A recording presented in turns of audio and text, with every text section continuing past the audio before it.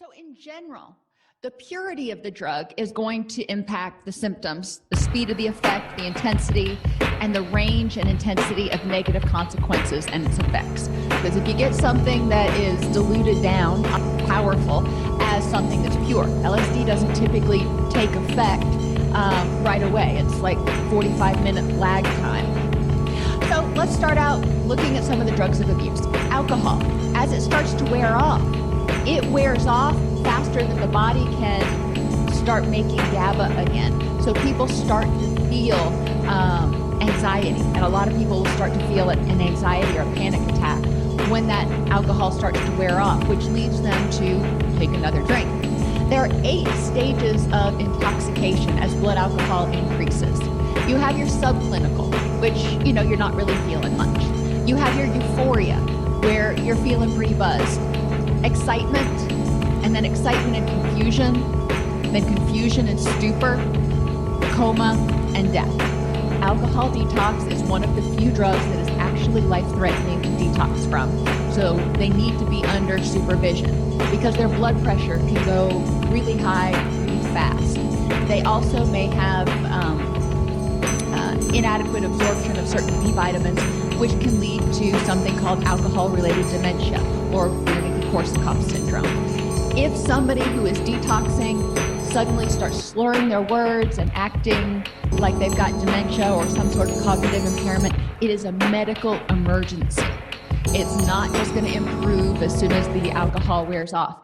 If it is Wernicke-Korsakoff syndrome, they need to get to an emergency room and get an injection of certain vitamins in order to prevent this from becoming permanent. So, methods of administration of cannabis include being smoked or consumed. Smoked, it can be smoked in pipes, bongs, blunts, or even through dabs, and that is the more rapid action. If people drink it in tea or eat it in brownies, there is a slower mechanism of action for the cannabis with those. So let's talk about dabs for a minute, because those are more popular now than they were 20 years ago. Dabs are concentrated doses of cannabis that are made by extracting THC and other cannabinoids using a solvent like butane, carbon dioxide, or other things that results in a sticky oil. If you've ever seen the sap that comes out of like a pine tree, that's kind of what we're thinking about here. Even when home extraction goes well, there's no way to know the quality or purity of the finished product. Dirty oil can contain chemical contaminants, so it may still have some of that butane or carbon dioxide stuff in it, or excessive amounts of residual solvents that could present health hazards. So is it safe? The jury's really still out. Cannabis extracts often test between 60 to 90% THC, which means it doesn't take much at all to become profoundly high. Besides coughing like a maniac, the second most common side effect associated with dabbing is sweating like you ran a marathon. But it's important if they're using, let's just say they're using legally recreational marijuana, they need to know that it's clean and it's of good quality. You'll learn that there are dozens and dozens of different strains of marijuana. Marijuana is not just a plant. It's not like oregano that's pretty much the same. There are different variations to it, and the impact on the person is different. You can also, or growers can also genetically modify and do things to enhance the THC levels in their cannabis plants. So again, even if you're getting the same strain from Jim and then you go over to Sally and buy from her, she may have a totally different intensity of her cannabis. Signs of stimulant intoxication. So we're going to move on. We've done alcohol and cannabis. So you want to look for those pupils that are like wide open. They are often restless, hyperactive, may not have an appetite. They may have some weight loss, and they're probably going to be sweating. So with stimulant withdrawal, the person becomes dysphoric. When they're on stimulants, they may be giddy, they may be excitable, they may be the life of the party. When they are not using, they may be flat and dysphoric. They may have some anxiety or agitation, intense drug cravings, rapid eye movements, concise but quivery speech, brisk but somewhat jerky movements, and their thinking is often scattered and subject to paranoid delusions. In the middle stages of stimulant withdrawal, anxiety and agitation are followed by a period of fatigue, increasing depression, anhedonia, which means nothing makes you happy, and decreased mental and physical energy. There's an intense desire for sleep, often accompanied by insomnia, and this usually replaces the drug craving. So think about this. You just want to sleep so bad, but you can't because you have insomnia. That really sucks. So this person may start getting frustrated and agitated. During this part of the crash, if they're not in detox, users may use alcohol, benzos, or opiates to induce or prolong sleep. So they try to self-medicate that insomnia. The middle crash phase lasts between 24 and 36 hours, during which any attempt at therapy or other intervention is inappropriate. Even if you've got a client on your wing and they're in this phase, they've got insomnia, they can't sleep, they are not cognitively able to focus and really do any sort of therapy at this point. So we just need to provide them palliative care and get them through the withdrawal phase. The symptoms may increase in intensity over the next 12 to 96 hours immediately following the crash, and may wax and wane over several weeks. So that middle period, remember, go back here, the middle period is 36 hours. So 0 to 36 hours, we expect these symptoms. But they may still intensify up to the 96-hour period. So we've still got another 30 hours to go before we know that the person is going to start decreasing in the intensity of their symptoms. But for the next several weeks, because of the protracted withdrawal, they may have periods where they're asymptomatic and then periods where they are symptomatic. So they don't really know from one moment to the next how they're going to feel.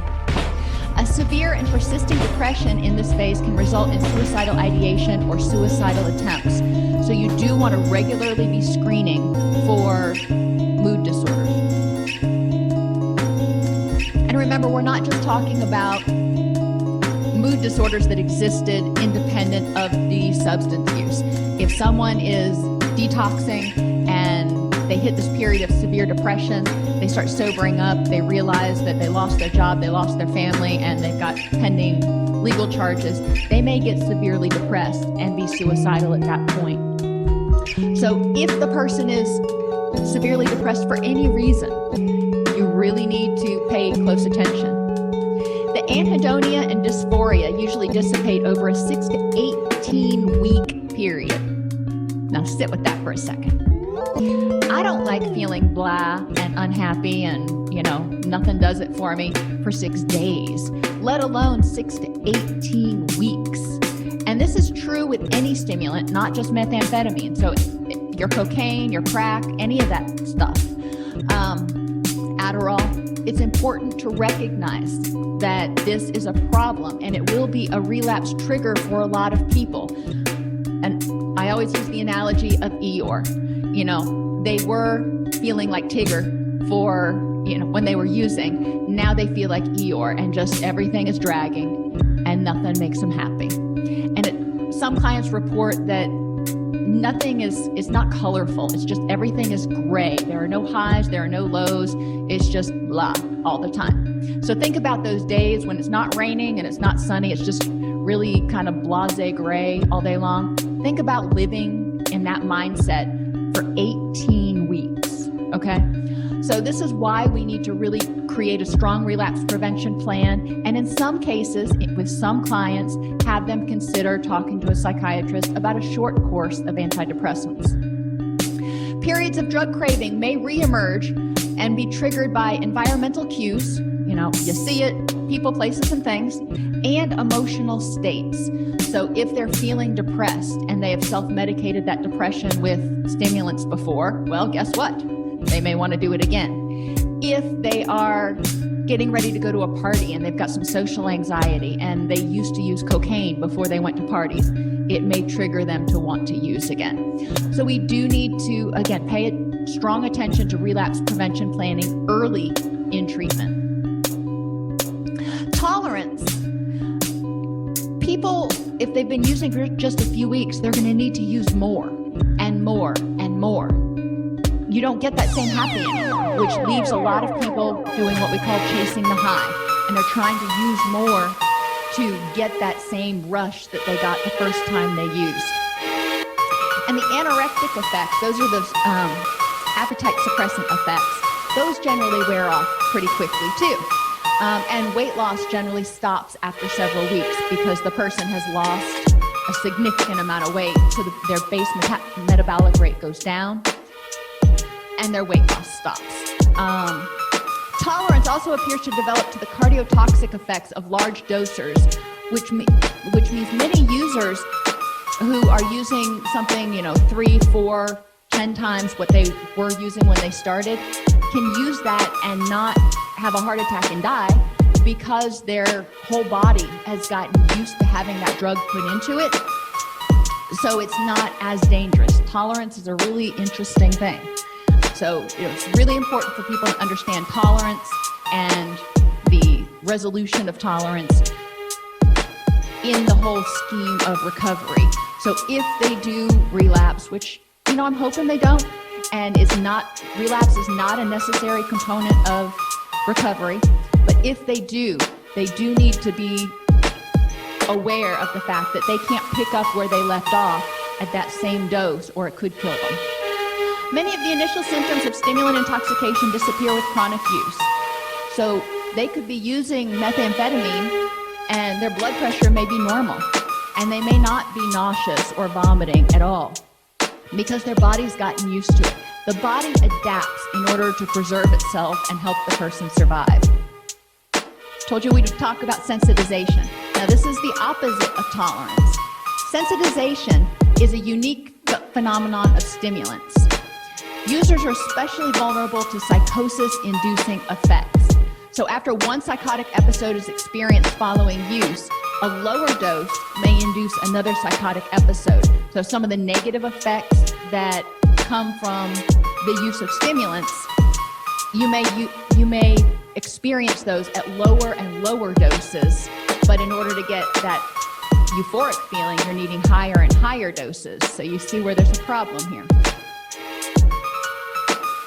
Cocaine users are more likely than methamphetamine users to present with serious and potentially lethal physical complications, including cardiac arrhythmia, chest pain, stroke, seizures, hypertension, and hyperthermia, which means their temperature went up too high. Cocaine users are also more likely than methamphetamine users to use multiple substances, especially alcohol, benzodiazepines, or opiates. And again, think about that middle phase where they're just desperately wanting to sleep but experiencing insomnia. Some people will use the two kind of interchangeably. They use the stimulant to get them revved up for a party, and then when they're ready to go home at night, they use the benzos to come down and go to sleep. So it's really hard on their system.